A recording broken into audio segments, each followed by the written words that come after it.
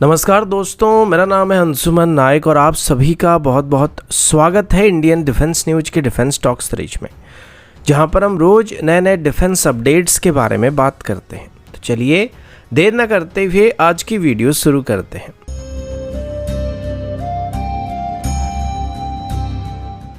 आज की पहली update high altitude pseudo satellites की तरफ से है। अब ऐसे सिस्टम पिछले 5 सालों में काफ़ी पॉपुलर हो रहे हैं, स्पेशली जब से सर्वेलेंस ड्रोन और खास करके high altitude long endurance surveillance drone को अलग अलग सर्विस में इंडक्ट करना शुरू किया गया था। तब से ऐसे ड्रोन्स को इंडक्ट करने के बारे में ज़्यादा सोचा जाने लगा, जो कि ज़्यादा समय तक हवा में रह पाएंगे और दुश्मन की एयर डिफेंस सिस्टम की रेंज से ऊपर रहकर भी सर्वेलेंस को कर पाएंगे। अभी इसी सेगमेंट में भारत की तरफ से भी 2 high altitude pseudo satellite category की ड्रोन्स को डेवलप करने की कोशिश किया जा रहा है, जिसमें एक तो हमारी नेशनल एरोस्पेस लैबोरेटरी की तरफ से डेवलप किया है, दूसरा हमारी HAL की तरफ से किया जा रहा है। इन हाई एल्टीट्यूड सीडो सैटेलाइट्स या हैप सिस्टम्स को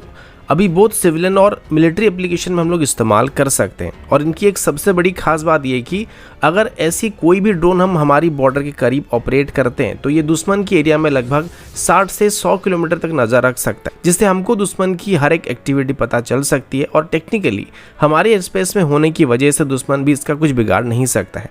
अब इंडियन एयरफोर्स की तरफ से सीरियसली ऐसे सिस्टम्स को हासिल करने की कोशिश किया जा रहा है और अभी हमारी अलग अलग प्राइवेट सेक्टर कंपनियों को भी ऐसे सिस्टम्स को डेवलप करने के लिए इंडियन एयरफोर्स की तरफ से इन्फॉर्म किया जा रहा है। ये बेसिकली एक सोलर पावर सिस्टम होने वाले, जो कि बहुत ही ज़्यादा ऊंचाई में ऑपरेट करने वाले और बहुत ही लंबे समय तक उड़ान भरने वाला, और ऐसे सिस्टम्स को हमारे डिफेंस प्रोक्योरमेंट रूल 2020 की मेक 1 कैटेगरी के अंदर अभी प्राइवेट सेक्टर कंपनियों को डेवलप करने के लिए प्रपोजल दिया जा रहा है।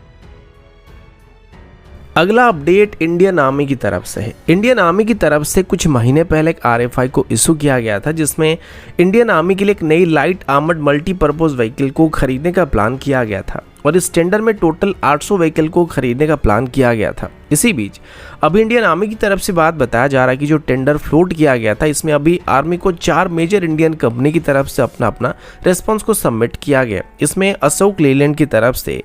लॉकहीड मार्टिन के साथ टाई अप करके हाई मोबिलिटी लाइट व्हीकल को आर्मी को ऑफर करने की बात की जा रही है। इससे पहले भी अशोक लेलैंड की तरफ से सेम कैटेगरी के व्हीकल को या लाइट आर्मर्ड व्हीकल को इंडियन एयरफोर्स को भी ऑफर किया गया था और अभी उसी को इंडियन आर्मी को भी ऑफर करने की बात की जा रही है। इसके बाद कल्याणी स्ट्रेटेजिक सिस्टम की तरफ से अमेरिकन कंपनी AM जनरल के साथ कोलैबोरेट करके हमर या हमी जैसे प्लेटफॉर्म को आर्मी को ऑफर करने की बात की गई है। इसके बाद टाटा की तरफ से भी एक 20 से फल डिजाइन की 4x4 व्हीकल को आर्मी को ऑफर करने की बात की गई है और अंत में महिंद्रा ग्रुप की तरफ से भी एक लाइट आर्मर्ड व्हीकल को ऑफर करने का प्रपोजल दिया गया है। लेकिन अभी तक इसमें कौन कौन सी व्हीकल ऑफर किए जा रहे हैं और इसमें क्या क्या स्पेसिफिकेशन होने वाली है वो पब्लिक नहीं हुआ है, जो कि शायद आगे चल के पता चलने वाली है।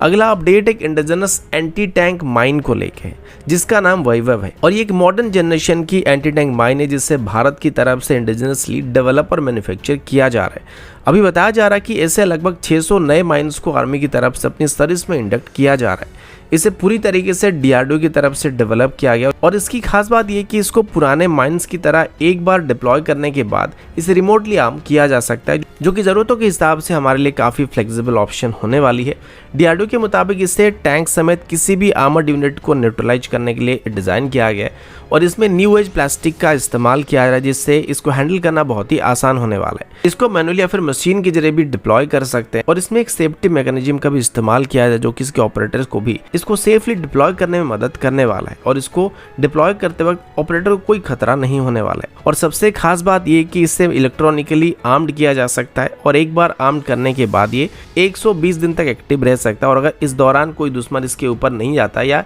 ये नहीं पड़ता है तो ये अपने आप ही डीएक्टिवेट हो जाते हैं और अगर हमें इसको दोबारा एक्टिव करना होता है तो वापस इसको इलेक्ट्रॉनिकली एक्टिव करना पड़ता है। इसी वजह से अभी इसको सेल्फ न्यूट्रलाइजिंग माइन भी कहा जा रहा है, जो कि पहले के माइन के मुकाबले काफ़ी एडवांस होने वाला है, क्योंकि पहले के माइन में ऐसा नहीं हुआ करता था। यानी कि एक बार उनको डिप्लॉय करने के बाद ये हमेशा एक्टिव रहते हैं और अगर हमको उसी रास्ते में जाना पड़ता है तो हमको भी उनसे खतरा होता है, लेकिन इसके साथ वैसा नहीं होने वाला है। अगला अपडेट मिडजेट सबमरीन की तरफ से। अभी भारत में 2 मेजर शिपयार्ड है जो कि मिडजेट सबमरीन को डेवलप करने की कोशिश कर रहे हैं। उसमें अभी एक मजगांव डॉक लिमिटेड है और दूसरा एल&टी शिपयार्ड है। ये दोनों ही अभी मिडजेट सबमरीन्स को बनाने की कोशिश कर रहे थे, जो कि खास करके इंडियन नेवी की मरीन कमांडो यूनिट इस्तेमाल कर सकते हैं और इनको स्पेशल ऑपरेशन में भी इस्तेमाल किया जा सकता है। अभी तक ऑफिशियल इन सबमरीन की एक भी रियल इमेज सामने नहीं आया था और बाद में इनकी कुछ 3D मॉडल और पोस्टर वगैरह अलग अलग एक्सपो में डिस्प्ले किया गया था, लेकिन अभी पहली बार मजगांव डॉक लिमिटेड की तरफ से अपनी मिडजेट सबमरीन का एक एक्चुअल इमेज को पब्लिश किया जा रहा है, जिसमें सबमरीन को मैन्युफैक्चर करता हुआ आप सब देख सकते हैं। इसको एक तरीके से मजगांव डॉक लिमिटेड इस वजह से भी दिखाना चाहता है कि उनकी सबमरीन अभी बस स्केल मॉडल की स्टेज में नहीं बल्कि असल में बनाया जा रहा है और अभी ये मजगांव डॉक लिमिटेड को फ्यूचर में इस सबमरीन के लिए ऑर्डर को हासिल करने में मदद कर सकता है। मजगांव डॉक लिमिटेड के मुताबिक एक सबमरीन अभी एक पायलट, को पायलट और अपने साथ स्विमर्स की टीम को ले जाने के लिए क्षमता रखता है और इसमें अभी लगभग सभी प्रकार की मॉडर्न अंडर वाटर इक्विपमेंट का इस्तेमाल किया जाने वाला है,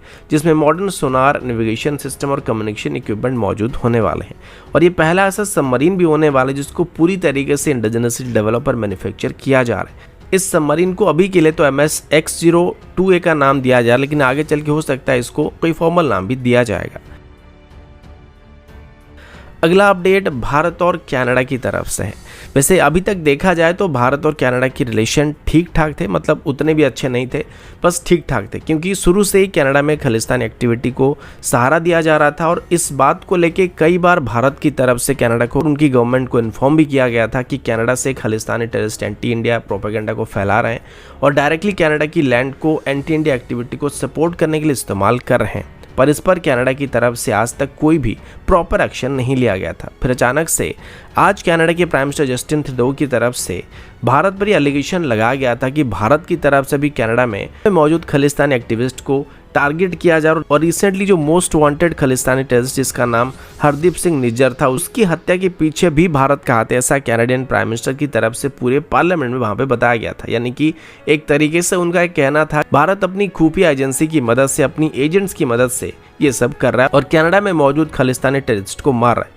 और जो भी अभी खालिस्तानी मूवमेंट को कनाडा में सपोर्ट कर रहे हैं उनको रास्ते से हटाने की कोशिश कर रहा है। इसके बाद अचानक से कनाडा की तरफ से इंडियन डिप्लोमेट्स को कनाडा से एक्सपेल कर दिया गया था। ये देखा जाए तो भारत के लिए बहुत ही सख्त तमाचा की तरह था, जिसके तुरंत बाद ही भारत की तरफ से इस बात को खंडन किया गया था और हमारी एक्सटर्नल अफेयर मिनिस्ट्री की तरफ से इसको लेकर एक ऑफिशियल नोटिस को भी इशू किया गया था कि इसमें भारत का कोई भी हाथ नहीं है और तुरंत ही बदले में भारत की तरफ से कनाडा के डिप्लोमेट को भी भारत से एक्सपेल करने का निर्णय लिया गया था और 5 दिन के अंदर उनको कनाडा वापस जाने के लिए कहा गया है। अब ये अभी जो भी हो रहा है इसका भारत और कनाडा के रिलेशन पर एक बहुत ही नेगेटिव असर पड़ने वाला है और ये बाकी सभी वेस्टर्न कंट्री के साथ भारत की रिलेशन कितनी गहरी होने वाली है ये भी दर्शाने वाला है, क्योंकि कनाडा की तरफ से यूनाइटेड स्टेट, यूके और बाकी कई और देश को भी भारत के खिलाफ या भारत के अगेंस्ट में आके कोई एक्शन लेने के लिए रिक्वेस्ट किया जा रहा है। और देखने वाली बात तो ये होने वाली कि इसमें कितने देश भारत के साथ खड़े रहते हैं या फिर कितने देश कनाडा को यहाँ पे सपोर्ट करते हैं। तो दोस्तों अभी के लिए इतना ही, मिलता हूँ आपसे अगले वीडियो में, तब तक के लिए जय हिंद,